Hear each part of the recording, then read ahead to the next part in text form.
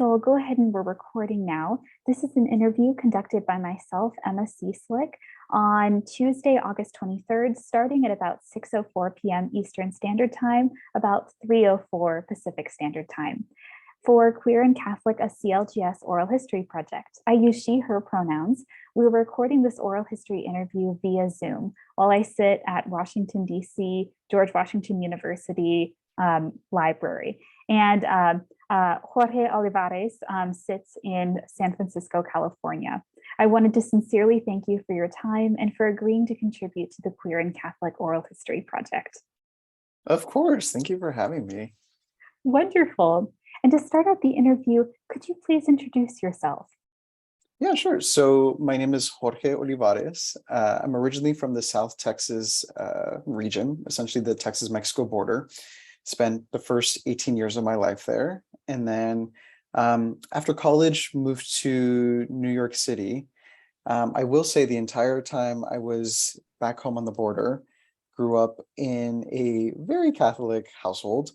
I always like to say that every member of the family was involved in some form of activity within the church. So I was an altar server for 10 years. My sister was a lector. My mother, I think even still to this day, is the president of the local altar society chapter that we have. And then my dad is a very creative, sort of arts forward person. And so my dad is the one who's tasked with helping on Palm Sunday, get everything set up for the religious activities, decorating the Advent wreath and making sure that that's good to go for that season. So spent a good portion of my time going to church when I was back home, and then did the same when I was going to college. And then when I moved to New York, consistently went to church every so often. And then I would say that the last 5 or 6 years I was living in New York, which was up until 2020, I was a part of a LGBTQ Catholic group called Out at St. Paul, which is tied to the Church of St. Paul the Apostle, which is a Paulist parish in New York City. So all of that happening in the background while I'm doing professionally broadcasting, worked at Sirius XM radio for several years, now work in podcasting full time. And yeah, doing everything to either talk about my own lived experience or find ways to highlight others who have similarly lived experiences, whether that comes to queer identity, whether it comes to religious identity, anything that sets them apart from, I guess, the traditional way of life that we see in most forms of media. That's wonderful. I'm so excited that you're able to share your lived experience with the project. I know it'll be very, very valuable and rewarding to include this in our future research and what will be shared with the public soon. Nice. I love that. And starting off, would you mind sharing your personal pronouns? Sure. So my pronouns are he, him, his. Wonderful. Would you mind sharing more about your sexual orientation and gender expression? Sure. So I always go between queer and gay. I will say when it comes to, if we're going with strict sexual orientation identifiers, I say gay. But there's something kind of beautiful about using queer in that I feel like it is far more inclusive of experiences that are beyond my own. And because of what I feel to be the joyous nature of queerness, which is community and like being amongst others and being a part of this really awesome population that has such a unique fabric to its own existence, like using queer, I think just allows it to feel that much deeper, both spiritually, emotionally. So yeah, I will say I go between the two, queer and gay. Wonderful. And along those lines, you shared a little bit about what your upbringing looked like. Would you mind sharing when and where you were born? Sure. So I was born in a small border town called Eagle Pass, Texas. I think our population is about 35,000. And we are, if we're talking about the closest large metropolitan city to us, we're about 2.5 hours from San Antonio, southwest of San Antonio. So grew up there, essentially third generation Texan, even though my paternal grandfather was born in Mexico. Everybody for the most part has been from this Texas border town, even though we're all ethnically Mexican American. So grew up in this very culturally rich part of the country, and spent, like I said, the first 18 years of my life there. Did all the things that you could imagine doing when it came to Catholic religious life, since there wasn't much to do in our small town. So it was, hey, there's a youth group at church. Why not do stuff with a youth group? And so that means, going to the bowling alley with the youth group, doing movie nights with the youth group. So very much as involved socially as I could be with other kids my age about what it meant to have this spiritual expression. My whole family still lives there. My sister, my only sibling, lives back home with my parents. Everybody within my family is very much Catholic forward, whether that's going to mass every Sunday or at least having the visual representations of Catholicism in their home, whether that's a crucifix hanging somewhere, or because of Mexican culture, images of the Virgen de Guadalupe. So I feel like that's always been a constant presence in my life.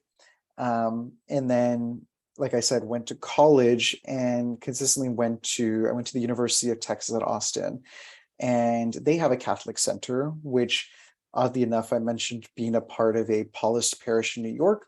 The Catholic center at UT Austin was also a Paulist parish. And I think the thing that I appreciated about the Catholic University was maybe because of where Austin was in terms of political location in the state, like a little bit more liberal than other areas in my state, my home state. There was a bigger opportunity for me to see different sexual or gender expressions within those who would go to mass.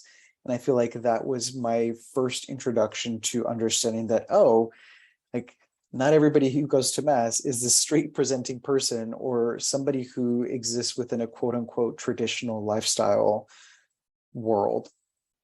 And then left college, moved to New York, and sort of went on my own Catholic journey in that particular way. Wonderful. And I know you mentioned a little bit more about where you grew up. Would you mind sharing where you attended primary and secondary school? Sure. So I was a public school kid. So my elementary school was a little school called Nellie Mae Glass Elementary. It was named after a local resident. And the way it worked out at the time is elementary school was first grade through sixth grade. And then we had junior high, which was seventh and eighth grade, and then high school, 9 through 12. And because I was in such a small town, we only had 2 middle schools in the entire town, and then we only had 1 high school. So, and everything was aptly named Eagle Pass Junior High, Eagle Pass High School. So did all of my schooling there, and was blessed to graduate salutatorian, second in my class, and then kind of use that as the jumping off board to go to University of Texas at Austin. Wonderful. When did you start your studies at University of Texas? Yeah, so I went to UT starting in 2006. At the time, I was only a communications major, broadcast journalism. And then in the course of me pursuing my broadcast journalism degree, the idea was I was going to go be a TV reporter somewhere, a local reporter who was just appearing at the 10 p.m. local news. In the course of taking a few classes, though, started to recognize that we had a really significant Mexican American Studies Center at the University of Texas at Austin.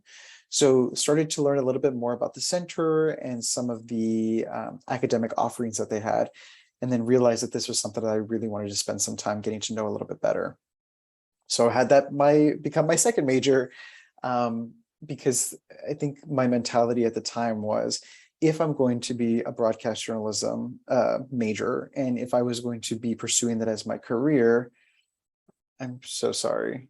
You're good. No worries. I didn't know how that did that. Can you physically see me? I Or is can't it quite still... see you. I think I see like the outline of your head. Let's see if this works. Okay. There we go. There we go. It's just perfect. I've never had that happen before, so that was very weird. No worries. So I figured if I was going to be pursuing this professionally, if I wanted to highlight and showcase stories that were similar to my own, I wanted to be able to say that I had the academic knowledge behind it so that it wasn't just like, oh, of course you're this Mexican kid who's going to be talking about Mexican issues. At least I could say, well, after having read and after having done this and after having studied this, um, I wanted to always have that sort of in my back pocket should I ever be questioned. So did both of those in the course of working at the university. I worked at the campus TV station. I worked at the campus radio station, had a chance to have my own weekly show at the campus radio station, and was very much involved in the Mexican American Studies department that was there, just doing things that I felt were culturally relevant. And even though I was somewhat close to my hometown, Austin's maybe about 3.5 hours from my hometown, still find ways to sort of lean into my Mexicanness, even though I was further away from the epicenter of that Mexicanness for me than I had ever experienced before. So yeah, did both of those and graduated in 2010. Wonderful. And along those lines, I was really curious to dig into. Earlier, you had mentioned that the parish that you were involved in and the Paulist specific student group at that university affected your understanding of queerness and LGBTQIA plus identity within the church. What did that look like, and when did you first start becoming involved with that group? So I will say the Catholic Center at UT, I was never formally a part of a group, but I did notice some students who, because I was in the process of exploring my own sexuality and because of some of the journalism work that I was doing, exploring queer topics and understanding who within the campus was in a position of authority to talk about these queer topics, there were certain faces that I recognized. There were certain people who were tied to groups that I recognized, that when I would see them at mass, I would say, oh, okay, I'm not alone here. Because I will say that I very much knew that I was already queer when I started going to college. The first people that I came out to was maybe in 8th grade, probably around very early stages of high school. So my understanding of self had already been somewhat completed. So this understanding of me having started going to this church in Austin, I already knew that I was a queer person within this sacred space. So seeing people, even though this was not something that I ever witnessed, and I wish that I did at the time because it kind of would have stopped a lot of certain complications, but never really saw any same-sex person do anything visually, what's the right word? Like when it came to the sign of the peace, there was never any sort of physical representation of like, oh, these are two queer people exchanging the sign of peace. Or there was never a moment where at the beginning, at the procession part of presenting the gifts to the altar, there was never, a same-sex couple who was doing that, or anybody who was who presented a little more queer by traditional standards than not. So those cues were missing. It was just that, but I had already slowly and surely started to expose myself to queer circles on campus and in the Austin area. And so having seen those people, that's when I thought, okay, either this is a welcoming space or we are trying to figure out what is a welcoming space. And this is going to be one of the first stops to help us figure out if that's actually true. Yes. And along those lines, you mentioned that you had come out to yourself personally in a little bit of middle school and high school before you entered college. What did your coming out experience look like? And who did you come out to? I feel like the coming out experience was very difficult, but not as difficult as it could have been, or compared to any of my friends who are also from that same region. So I think a lot of my hesitancy about coming out earlier was because of the Catholic angle. Trying to figure out for myself, does that mean I'm condemned? Does that mean I'm going to hell? Does this mean that, like, should my entire family leave this earth, will they all be in heaven and somehow I'm in hell? What?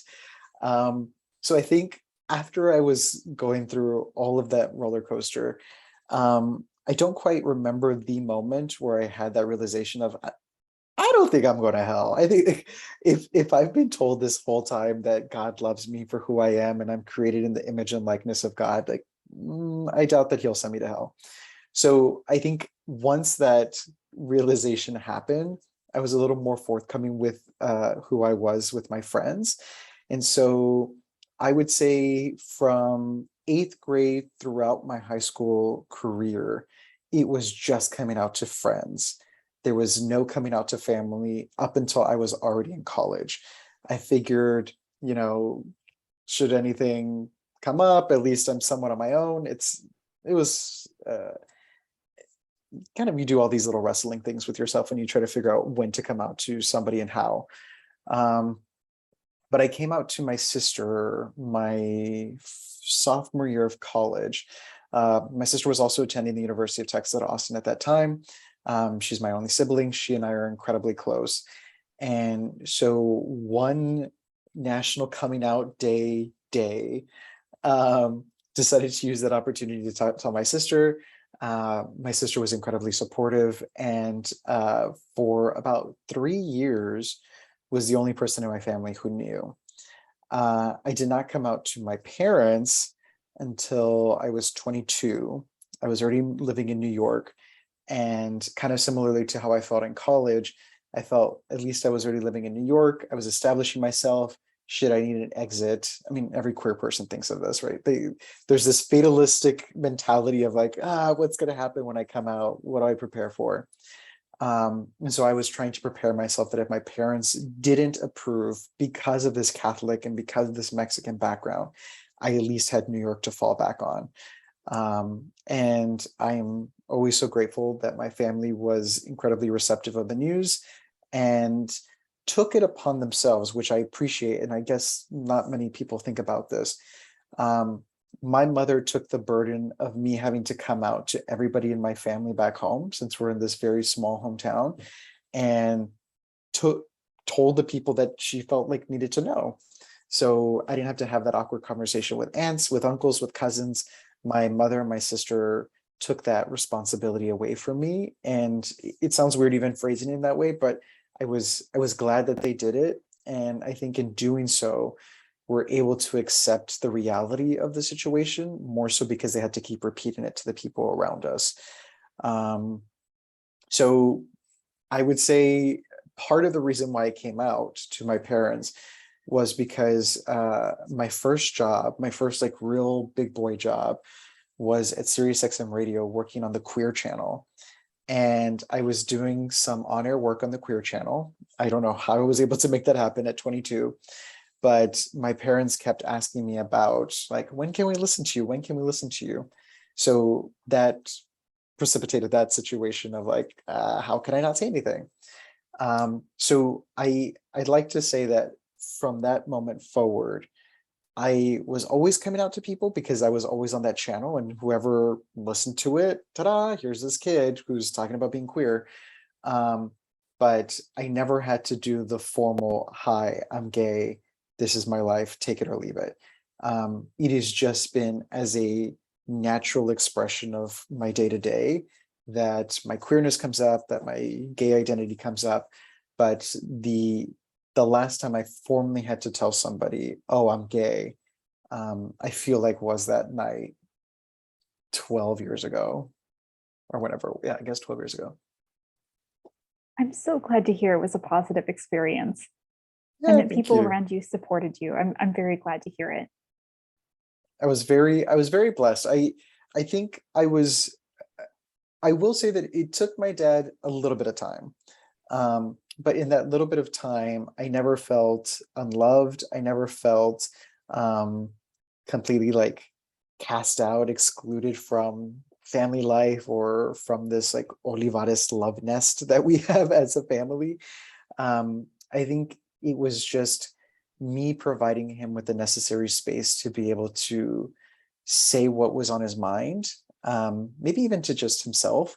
My mother, I've always had a very deep connection with my mother, not to say that I don't have one similarly with my father. But I think the next day my mom sent me all the I love you texts and sent me all the like wonderful affirmations that any queer child would ever hope to receive. Um, and it's been that way ever since. I'm so glad to hear it. I'm so glad to hear it. And along those same lines, you mentioned that as you were discovering your identity and navigating this, you you were essentially trying to unpack the question of what does it mean to be queer and Catholic? Can those things coexist? Would you mind speaking more to what that experience was like and what prompted it? Yeah, I feel like whether explicitly or implicitly, I feel like there was always this conversation. And I say that in that I don't remember if this happened particularly at my parish or because being a part of a millennial generation that was a little already more plugged into the internet culture and like reading things and, seeing what this article has to say or what this form of television has to say about this topic. I felt like I was already getting all of these cues that queerness and religious identity were counter to each other. And I don't think there was ever like a moment at the pulpit where the priest said something that took me aback and was like, oh, I should never exist here. I never had that moment, and I'm very grateful that I didn't. But I feel like that doesn't mean there wasn't moments of, you know, we're really excited for you to get confirmed. You're going to need to get confirmed if you're going to get married. And if you're going to get married, like all the wonderful things that come with marriage. And you knew that they were talking about opposite sex marriage. So it's just like the little things like that, that I don't think are necessarily religious specific, but were more societal from what was going on at the moment. So understanding there was all these messages that were coming my way, and trying to decipher what those messages actually meant. I think it wasn't until one, I had that realization I talked about earlier about, well, if God's meant to love me, I think he loves me for who I am. And then also, I talked about being a part of a youth group. So our youth group would sometimes partner with a neighboring youth group, and we would just have like retreats, little things to do with each other. And it was during that one of those retreats where the priest, for some reason, I have no idea why it came to this issue of identity, but the priest said, if you're gay, it's totally okay. Like you don't have to feel badly about anything. And I think that's when like the light turned on in my head. I was like, oh, so this whole time I was kind of afraid for nothing. So I really do give that priest a lot of credit for one of those immediate shifts that happened for me, where it went from, I think I might still have some doubts about this to, oh, no, I'm totally good then. And part of that was, again, I was an altar boy. I knew this priest quite well, considering I was serving with this person every Sunday. So for it to come from somebody who was in a position of authority, or at least was a voice that I respected and cared so deeply about, yeah, I kind of took that information, I ran with it. But I feel like that still didn't keep me from feeling certain ways about, oh, this language of you can love the sinner but hate the sin, or you can be gay but you can't engage in sexual activity as a queer person. Like all of those things were still somewhat lingering, because it felt like, okay, it was fine to be gay, but then the actual part about being gay, maybe not so much. So that took a little bit of unpacking, but then I got to the point where I was like, I just can't be bothered. Like, this is becoming so much emotional labor for me that I'd rather continue on my terms of what it meant to be a quote unquote good Catholic, while also staying true to myself, knowing that I was very much a queer person and that there was nothing that was going to change that about me. Wonderful. And do you happen to recall the priest's name? It was Father Jim. I don't remember Father Jim's last name. But Father Jim was a part of, because of our local parish, our priest order was Oblates of Mary Immaculate. And they, I think, get rotated out a little more frequently than some other priests. So I feel like he was there for about years, maybe a little bit longer. But he has since rotated out of my hometown parish. I have no idea where he is now. Can't say that I keep in communication with him, but I do remember it was Father Jim. Wonderful. And along those lines, I know you hadn't mentioned it before. Did you know anyone or have anyone in your childhood who identified as queer and religious? Ooh, so I would say even to this day, I have not encountered anybody in my family, whether that's extended family, nuclear close family, nobody. I am I'm the only person who is openly queer. That being said, because we grew up in such a small town, and it's the same town that my parents grew up in, my parents have got lifelong friends who still live in our hometown and who very much were aunts and uncles for us growing up. And one of these aunts, her name is Becky. Becky has been my dad's best friend since they were like 15 years old, and never knew her to be a queer person outwardly, but just knew that she was living with her friend. And they'd been together. Now in hindsight, knowing the reality of the situation, they'd been together several years, were partners for several years. And towards the end of me living in my hometown, they would go to mass. Not as often as I would say we did, because altar server, lector, siblings, we were always assigned something, so we always had to go. But it was them. And then even though we had zero connection to these people, there was, because in our hometown, our parish is kind of small, and so everybody always sits in the exact same spots. Come Sunday, it's like, that's our pew, that's your pew, this is your pew, like this is how we all sit. For a good portion of time, there was what I now understand to be a gay male couple that would sit behind us. And I don't quite remember if they had a child or not. I feel like my brain's trying to make it seem like they did. But all that to say, I remember them being at mass. Never talked to them, never had any interaction with them, but I appreciated that I saw them. And then there was another person. He was a colleague of my dad's. So both my parents were retired teachers. My dad taught at the local high school. And one of my dad's colleagues had a son who would present a little more queer than others in the city. And he would go to mass every so often. So there were certain cues of people that I would see even in my hometown parish, but it wasn't as prominent that it guided me in any sort of way. Not like I asked anybody for guidance. I didn't ask anybody for help in discerning my feelings. It was, oh, cool. I see y'all. But not much of an educational process by having them there. Yes, and I know you've mentioned it several times that your family's background from Mexico, as well as your Mexican identity, has influenced how you interpret and how you express your faith. How would you say that interacted with your understanding of sexuality and gender growing up? I know that's a part of it in some way. Yeah, I feel like the thing that's so, I'll say that this is quite specific to Tejano identity and like Texas Mexican identity, just because in the course of my life, having been exposed to other Mexican American folks who didn't grow up in that region, there's a little bit of a difference in how they approach this.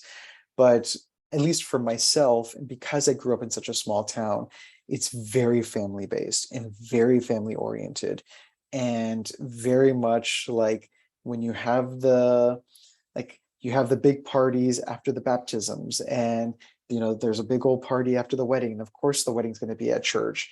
And I mentioned a little bit too before about the pictures of the Virgen de Guadalupe. There's a lot of cultural things, a lot of Mexican cultural things that are very much informed by Catholicism. And I think a lot of it is the iconography. Some of it's the language. Like you say, like if you're departing a situation with somebody who's a Spanish monolingual speaker, they'll say, si Dios quiere, if God wills it. whenever I would leave my grandmother in any sort of situation, she was a Spanish monolingual speaker, she would say, que Dios te bendiga, may God bless you. So even if we weren't like the most devout of Catholics, though to say we were, like there was so much sprinkling of that in how we lived our day to day. So that was like the Mexican and the Catholic. Now, when it comes to the sexuality part, the biggest difference is when you're talking about Tejano or South Texas identity, you're talking about the cowboy hats, the Stetson boots, you're talking about the big old belt buckle, the absolute definition of like machismo and this like masculine energy that is so much ingrained in how we understood male identity to be. So I think that's where a lot of my like, I don't quite see myself here, because a lot of the Mexican cultural representation was far more in that space and far more, outlined by gender norms. Like Mexican women or Mexican American women look like this. Mexican or Mexican American men look like this. There is no queer person, outwardly queer person in our town that gave me the visual cue of, oh, okay, that is something that I am more aligned with you than I am with this cowboy hat wearing figure. So I think it was the ability to remove myself from my hometown and thrust myself into entertainment, into whatever was happening in pop culture. So that way, oddly enough, a lot of my ability to accept my queerness was at looking at non-POC people live their queerness. So all the TV shows, the Will and Graces, the whatever episodes of Friends, whatever show, whatever like cast member on Real World was queer at the time. It was all very much a white representation of queerness. But even then, I felt more called to looking at how they live their life, because I at least got that. I had the Mexican part down. I mean, it was already a part of my blood. It was a part of my DNA. I didn't have to worry about how to fully express myself there. It was needing to look at mainstream representation to kind of get a better sense as to how to reflect that for myself. Yes, that's a wonderful delve into your experience, and I really appreciate you sharing it. Along those lines, I'm thinking more about the space in which you grew up and experienced a lot of your initial ideologies. Can you tell me more about your family of origin? Yeah, so my parents were both born in my hometown of Eagle Pass, Texas. My dad's parents were migrant workers. His father was born in the town across from ours in Mexico, and his mother, my paternal grandmother, was born in Oklahoma, to what I've now come to understand, even though since she has passed, don't have quite all the information, but was a part of an indigenous community there. So at least have a bit of indigenous blood in my background. So they lived a little bit more that way. Migrant workers, worked at the local stores to try to support my father and his two siblings. And then on my mother's side, business owners. My maternal grandfather owned one of the local gas stations. And then my maternal grandmother operated a grocery store from their home that was attached to their home. So different income brackets, different kind of navigations of life because of that. But I think the other biggest distinction is, even though they came from the same hometown, my mother is about 10 years older than my dad. So a little bit different generations. And already kind of noticing the differences between just kind of what their economic backgrounds afforded them because of it. Yes, and would you mind sharing the names of both of your parents? Oh yeah. So my dad's name is Juan and my mom's name is Margarita. And they met in 1984. My dad was working at the local high school, and so was my mother's sister. And so at some point, we're all in the same space together, and connection happened, and they have now been married 37. Wait, is that the math? They got married in 84, 38 years. That's so exciting. Mhm. And along those lines as well, which parish did you attend in your hometown when either when you were growing up or if it was a different one to this day whenever you go back home? Yeah, so it's still the exact same parish I grew up in. Whenever I go back home, it's called Our Lady of Refuge Church, and it is, I think, one of 5 or 6 Catholic churches in our small hometown. So all that to say that like it's a pretty Catholic community. Yes. And along those lines, did you complete any religious education or CCD classes growing up? Was that part of your educational experience?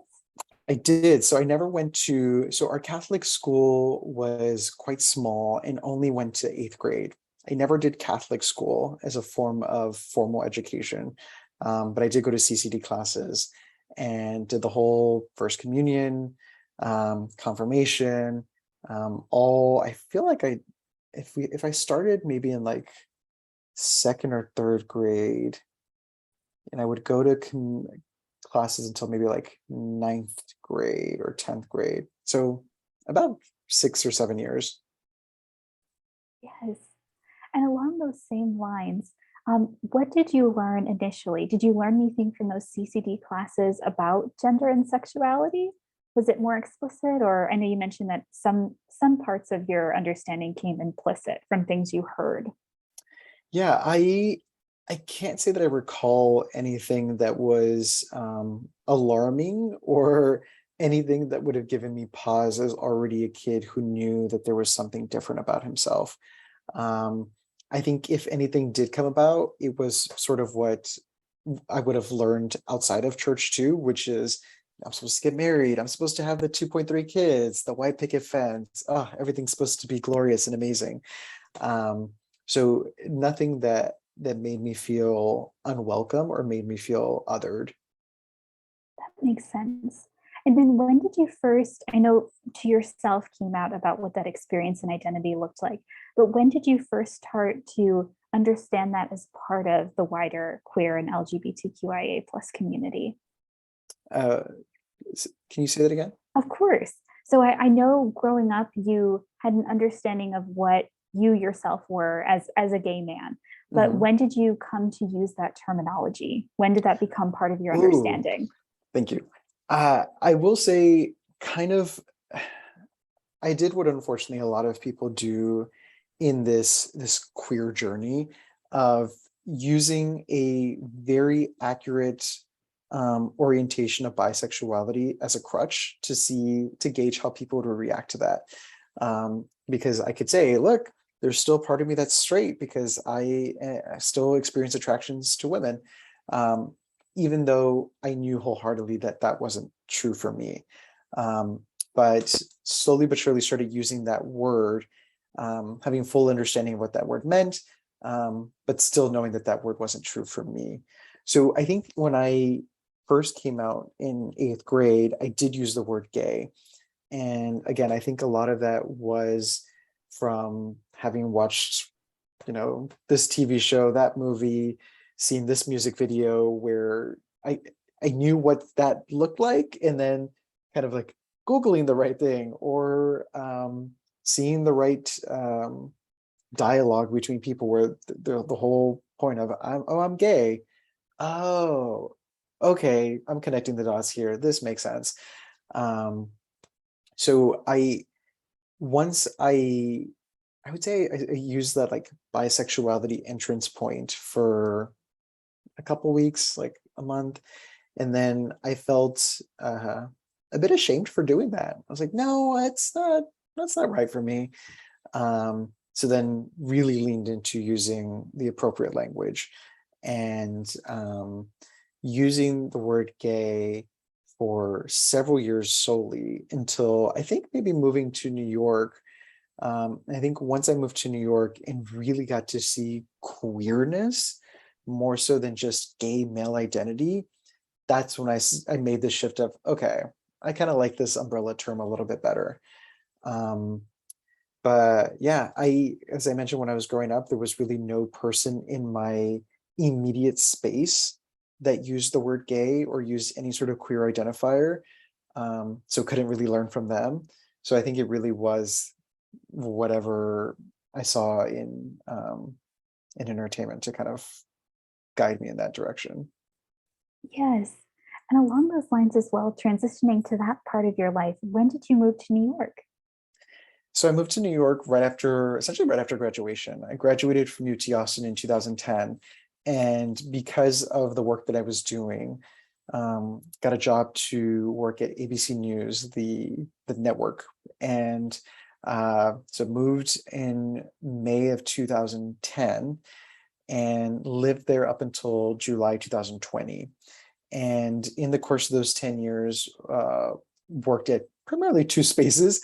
One, ABC News, where I did for a few months as a freelancer. And then the vast majority of my time, 95% of my time, working at Sirius XM radio. I was hired to work on the Queer channel. They were looking for somebody who had on-air experience. I know that I was probably too young for the role, but somehow got hired for the role. And like to think that my exploration of queerness, like I have so much to thank that channel for giving me a full-on introduction to what queerness could look like, and for New York City giving me an introduction to what queerness looked like. There are no gay bars or clubs in my hometown. I do not know when there will ever be one because of just the nature of that area. But you know, as many gay bars as I want to go to, as many queer spaces as I want to go to, the Stonewall Inn, birthplace of the queer movement, and then yeah, just being a part of the queer channel because it was a live daily channel, hearing people call in about their queer experiences, this person in Arkansas, this person in Wyoming, this person down in Florida, knowing that we existed everywhere. And not only did we exist everywhere, but we sounded completely different. We all, I mean, there was no way to see what these people look like. But based off of identifiers that they would submit to us, kind of imagine what these people would look like and just really feel like, wow, how else would I know that we were out there than having this moment to do it? I was also very grateful that because of my role on the channel, got a chance to be live on the radio when gay marriage was passed, when, you know, the major Supreme Court decisions happened. Was very lucky to have spoken with Edie Windsor, who was one of the major plaintiffs in these landmark cases. So I had such a wonderful entry point to queerness that it really, really fortified how I felt about myself. And I don't want to say that Catholicism took a backseat because it never did. I was still consistently going to church this entire time. But I never allowed one to compete with the other. I never wanted my queerness to make my Catholic side feel badly, or my Catholic side to make my queerness side feel badly. It was, this is how I am. I'm going to experience all these things. I'm getting a chance to, you know, watch all these different films I would have never seen, experience queer culture in a way that I never would have experienced it, and still feel like I've set aside time to go to mass either on Saturday or Sunday to fulfill that obligation that I have for myself to do it. The first 6 years, 5 years, 6 years, I was living in New York. I lived across from a Catholic church. So I would go to that church for mass. But after a while, it felt really weird because I would go by myself, didn't really have other friends, especially other queer friends who really wanted to join me in this Catholic expression. Understandably so. They've all felt either abandoned by the church or hurt by the church, and it's not my place to force them to go into a space they don't feel welcome in. But then after a while, I felt weird, like just doing this weird secret thing on my own, even though everybody does it. Not everybody, but a good amount of people do it to the point where it shouldn't feel like it's a lonely activity. And then randomly, in the course of doing the work that I was doing on the queer channel at Sirius, somebody mentioned to me, hey, you should interview these people who are doing a documentary about the queer Catholic experience. And I said, oh, cool. Let me reach out to them. So I reached out to the person who they put me in contact with, and immediately figured out that they did not want me to cover them as this filmmaking process. They wanted me to be a part of the film itself, because they were lacking a Latino, Latinx perspective on what it means to be queer and Catholic. And they figured, because of my broadcasting abilities, because of my comfortability with talking about it, at least already at that point, they wanted me to come onto the documentary. And so I did. And that was my entry point to that church that I then transitioned to, which was the Church of St. Paul the Apostle. And the group that put that documentary together, again, called Out at St. Paul, they welcomed me. And they said, we really want you to feel like you could come to Mass here and really get to live more fully as who you are and to live more authentically. And kind of to juxtapose what I mentioned before about going to church in Austin when I was in college and never seeing any visible signs of affection towards same-sex people within the context of a church setting. As soon as I walked to Mass at St. Paul's, you've got same-sex people giving each other hugs, kisses on the cheeks, this such a warm welcoming that you imagine being the case when you go to church, when you're this large community. I actually, for the first time, got to see it in a way that was what I had been looking for.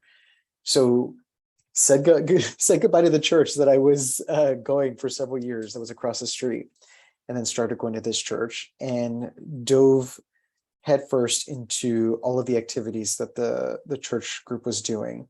Was never, this is my own personal preference, was never a fan of like the Bible study aspect of it, but more so the socialization of, we're having a we're having a dinner party, let's have fellowship and let's just talk about what it means to be who we are. And so was heavily involved in the production of certain activities with that group for about 5 years. And even for part of the time that I left New York, was still very much involved in the group.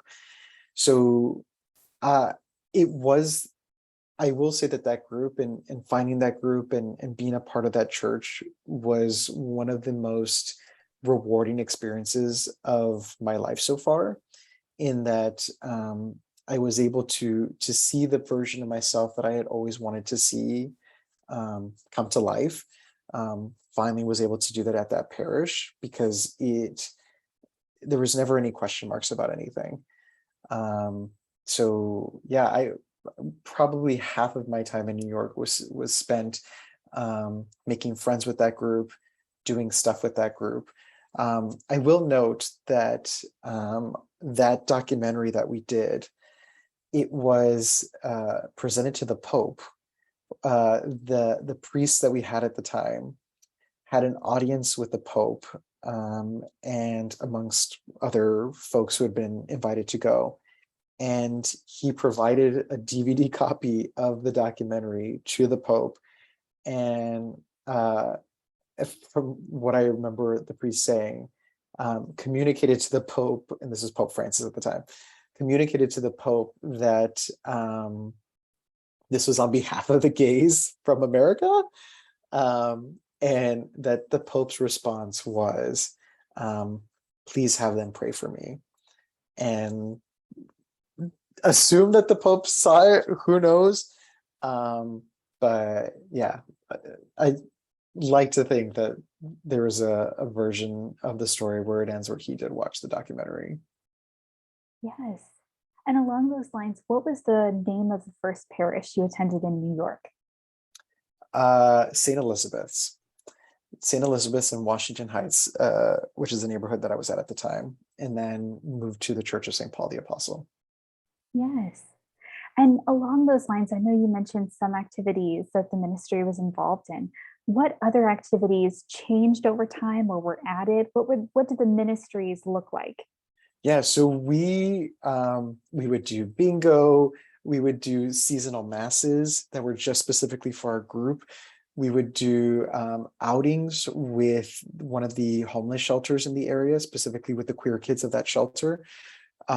We would, even though we couldn't necessarily do it as a group for whatever restrictions were in place from the diocese, but some of us would march in Pride, in New York City Pride, as members of the group. We would have an annual retreat. Anywhere between 70 to 90 folks would always join us on this retreat. That was on the New Jersey shore. And there was a book club that was developed. There was that Bible study that I mentioned. Yeah, there was always something happening. And even something as little as we would all go to the same mass. It was known that if you went to the 5:15 mass on Sunday, that is where you would find most of the members of OSP, which is the name of the group. And almost every Sunday, certain parts of the group would always go to dinner together. And that was just, there was never anything formal, but it was just like, hey, we haven't seen each other all week, so let's go hang out. But yeah, and I think one of my favorite things that we ever did was we would have mass outside of Stonewall right before Pride. So we would have our priest, who I am always so appreciative of, who was kind of advocating for our group and advocating for us to do these really great things. He always advocated for us to do it outside of Stonewall. And I believe they did it again this year. Granted, it's not the same priest, but did it again this year after COVID kind of kept them from doing it. But yeah, there's always something. I feel like there's still always something that's happening with that group that makes me really happy. Yes. And what was the name of the priest that coordinated a lot of the activities? His name is Father Gil Martinez, and he, I believe, is stationed in Los Angeles now, also with the Paulist parish. But he was one of the motivating forces behind the creation of that OSP group. Wonderful. And along those lines as well, I know coming to New York, which is a very metropolitan and intersectional space, what did the racial, gender, and ethnic composition of this group look like? I will say we always struggled with female participation. I think we only had 2 to 4 women members at most events. And a large portion of our conversations as a ministry were about what are we not doing right? Or if it's not necessarily, I think the thing that we had to recognize is, one, the Catholic Church is not the most welcoming of places to women, especially queer women, because they feel all sorts of being left out from, I'll be the first to admit that it's a very sexist institution. And so I think that's already keeping them. And then the added addition of queer identity isn't helpful. But that even being the case, we tried very hard to even do outreach at lesbian specific organizations. And kind of what we came to the realization of, not even necessarily just with our women or women identified members, is that a lot of queer people just feel hurt by the church, and they either are not at that space where they're ready to accept it back into their lives, or they have found other means of spiritual nourishment that going back to a brick and mortar parish is the last thing they want to do. So that was always tough. I believe we had a few non-binary folks, nobody who was trans-identifying at the time.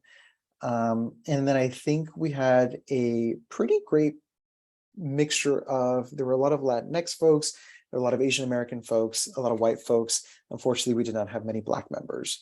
And I think, again, we were always trying to figure out a way to reach out to them, to the people who might have felt like they weren't a part of the group. But it was hard. It was hard. And I wish that we had done a better job. But again, in New York, everybody's doing their own thing. Everybody's doing this, everyone's doing that. It's so fleeting that, like, trying to have a concerted effort to reach out to certain folks who've got other agendas about like what they want to do with their New York life. Yeah, it was all something that we definitely confronted. Yes. And along those lines, when you were at University of Texas, when you were in New York, even back in your hometown, did you ever encounter homophobia, either directly or indirectly in religious settings? Ooh, never in a religious setting. Yeah, I think I'm very lucky in that never in a religious setting did I feel like somebody was saying something to me. I was like, oh, okay.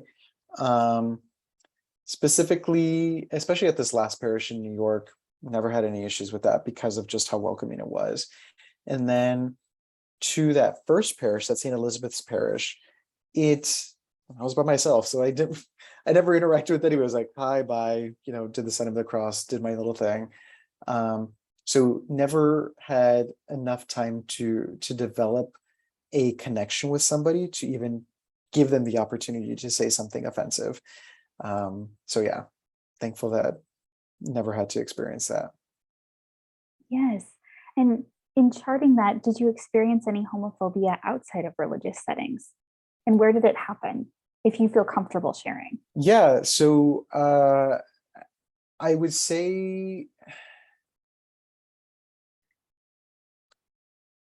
growing up, I feel like every gay male person will say that they can remember the first time that they were called the word faggot. And that happened to me when I was in middle school. And consistently after I came out to folks, there was like the whispers of like, oh, like really passive aggressive, microaggressive things that were said that I was like, I guess. That thankfully never escalated to something that I felt was putting me in danger.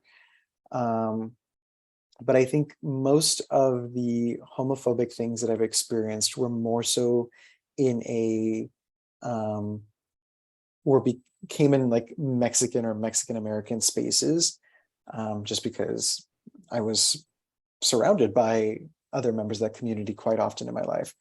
In New York, I think I was very lucky in that nothing ever came across as homophobic, just because there's a lot of there's a lot of queer people there, and I think whoever were to say something would understand that they're already losing the battle, in terms of like making sure that their feelings were well known.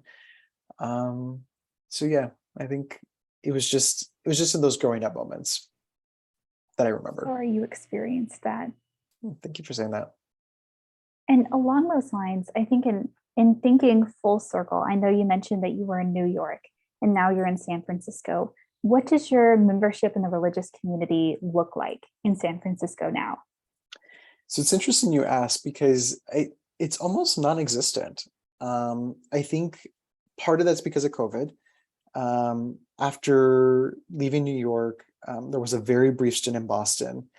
But even then, as much as we would have wanted to have gone to church because my partner is also Catholic, um, yeah, it was like, ugh, we have to apply for tickets to go to this mass, and then we would actually make the effort to apply for the tickets. They were all sold out because they had limited seating.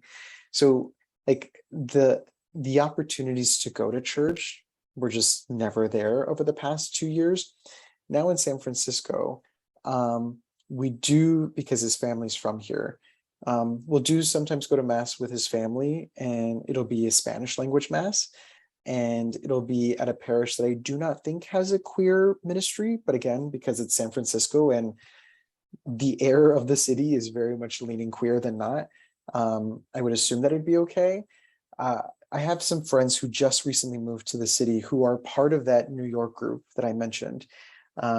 They're trying to get me to go to one of their new parishes here that does have a queer group, and I'm definitely want to try to do that.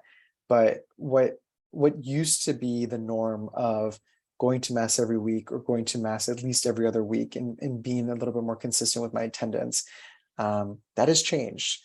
That doesn't mean that my daily practice of prayer, that my constantly seeking spiritual advice to God in the time that I want to do it doesn't happen. It definitely does.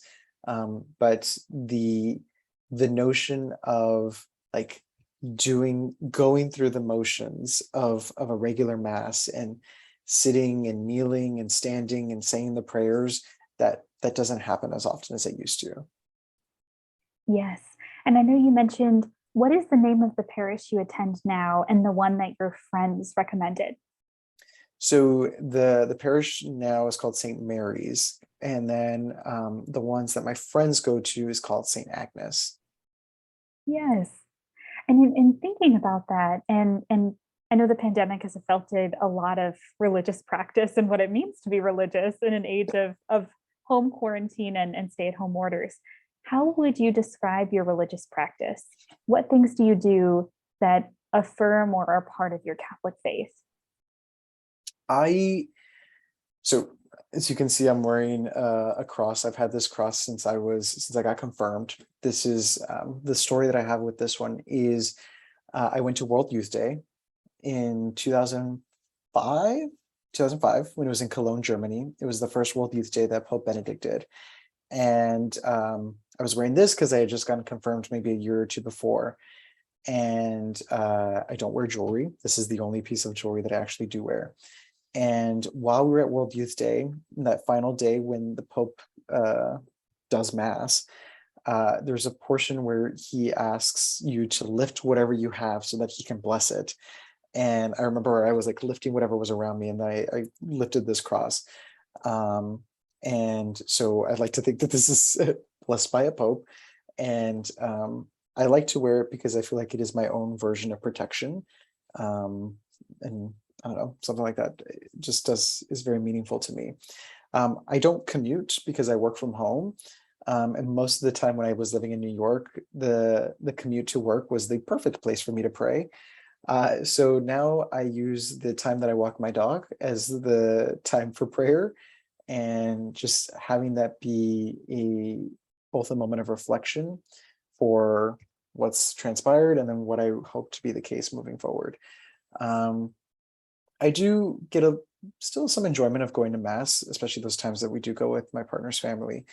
But because I think another part of me feels having been spoiled of going to a place like I did in New York, where I had this group and I had these friends and I had this wonderful chance to really be a version of me that I had been longing for. And because I don't have that right now, and because it'll take some time for me to develop that, I haven't been in a space to do that work. And so hopefully when I do get the chance to really put in that effort, I'll be able to feel a little bit more comfortable with developing practices that are a little more aligned with how I used to see it. But even just having certain religious elements added to my house, like having a cross by the bed makes me feel comfortable. Yeah, little things like that or how I see myself expressing it a little bit more now. Yes. And when you mention, I'm really, my specific interest is material Catholic culture. And so I'm really curious, as you mentioned with your necklace, what does this protection entail? What is it protecting you from? I feel like one of the things that I always ask for in terms of my prayers is safety from all evil and anything that could cause me distress. And I'm sure there's like a physical element to that. Like I understand that I live in this world as a queer Mexican American person who looks a particular way, who might, for whatever reasons, whether this post-political climate that we live in or just life, that I might have more of a target on my back than other people. So I just have this be literal protection, like just making me feel a little bit more at ease. Something that I also used to have, which was there was a sticker, and this was very popular in my hometown and in the region. It's a cartoon Virgen de Guadalupe, and it has a saying in Spanish that just says, accompany me always, please. And it is so tattered and it's so like, it's seen better days, but I always kept it in my backpack that I would take with me to work. And I felt like even that had some sort of spiritual powers that it's hard to really speak to, just other to say that as as much as I should have thrown it away because it did not look like what it used to look like, it gave me a bit of comfort that it was always there. Um, so yeah, just there's there's so much stuff in this world that we have zero control over. And so just acknowledging that and also asking for help and navigating that uncontrollable mess um, gives me a little bit of joy. Yes. And one question I've been really eager to ask interviewees is, I know you mentioned that you and your partner are eager one day possibly to go back to in-person masses. What do you envision as your future within the Catholic Church as a queer person? I feel like just like being a pain in their ass. Like so I haven't had a chance to mention, I guess I probably should have. So I have been very vocal about my positioning within the church in a variety of different forms. I've written certain articles for different outlets, either for Vice.com, for Playboy, I think, for Teen Vogue, some of these digital publications about the queer Catholic experience. I've appeared in a couple documentaries about it, and even launched my own podcast where I talk to other queer Catholic folks called Queer I Am Lord. And part of what I have done is sort of for myself in allowing myself to be a little bit more comfortable with challenging the church, the capital C church, knowing that as much as I do want to go to mass because I do love the ritualistic aspect of it, if I never go to a mass that resembles what I used to go to, I'll be fine. If I get a chance to do the things that I used to love doing, perfect, right? I don't feel like I'm beholden to a certain pattern of what my Catholic representation used to look like, because I'm still enjoying life for what it is. Like I still go into spaces as a queer Catholic person, whether they saw me at mass or not. I would absolutely be upset with myself if I did not go to Ash Wednesday to get my ashes. I would be upset if I didn't go to some form of Easter Vigil Mass or Christmas midnight Mass. Like there's certain little things that I don't want to sacrifice. But at the moment, I feel like a lot of what makes me feel like a quote unquote good Catholic is by being unafraid to challenge what it means to be Catholic. So that way the church knows how it can do better. And those of us who have struggled in the ways that we have don't have to feel like all of that weight is on us, because it shouldn't have to be on us. So yeah, I feel like it's half parishioner, half activist, and like figuring out if I can make those work for me in a harmonious way. Yes, and I'm curious, what do some of these challenges look like? What are these things that you're hoping will change or evolve moving forward in the church? It's tough because I feel like I always have to remind myself that the church is operating and speaking this language that it just doesn't want to modernize itself with. Like it's always going to be this millennial old institution that's like very much steeped in misogyny, sexism, homophobia. Like that's not going to change. I've mentioned this a few times in some of the work that I've done, in that like I at some point we are going to have a pope who is of like the Snapchat generation. Like there's going to be a changing of the guard at some point to be a part of a group of people who are far more accepting, tolerant, whatever the word might be. And so in an effort to get to that, and to get to that a little more happily, um, raising attention and saying, hey, pastor so-and-so, maybe don't say this from the pulpit. Maybe recognize that there's this child who could hear this or take that and run with it in a way that could be dangerous to them, that we haven't fully understood just yet. So I think it's that. It is doing more local activity to change how folks like myself, who were part of these small town parishes and really knew nothing else than trusting the authority figure who had the collar and who's speaking to us every Sunday, making sure that they're armed with the right sort of language to make sure that whoever's out there doesn't feel like they're in a spiritually violent environment, because what good does that do anybody? Yes.